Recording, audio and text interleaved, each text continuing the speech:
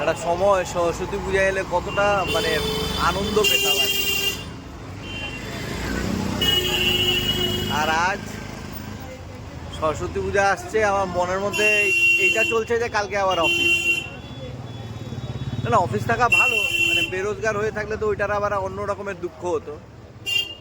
কিন্তু ওই সরস্বতী পূজার যে আনন্দটা না, ওটা বয়সের সাথে সাথে যে ম্লান হয়ে যায়। আমাদের সময় ধরুন 2 টাকা 5 টাকা চাঁদা দিত আর কি, বাচ্চা বলে আমাদেরকে। কেউ যদি 10 টাকা 11 টাকা দিয়ে দিয়েছে, 21 টাকা 51 টাকা, ওরে বাবা কি ফুর্তি!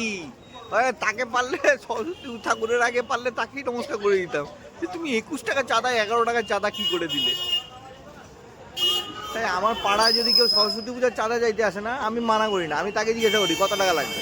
মানে তার মানে এই না 500 টাকা দিয়ে দেবো, 50-100 মতন হলে আমি কোনো সময় না করি না। জয় মা সরস্বতী, বিদ্যা বুদ্ধি তো দাওনি, যাই হোক।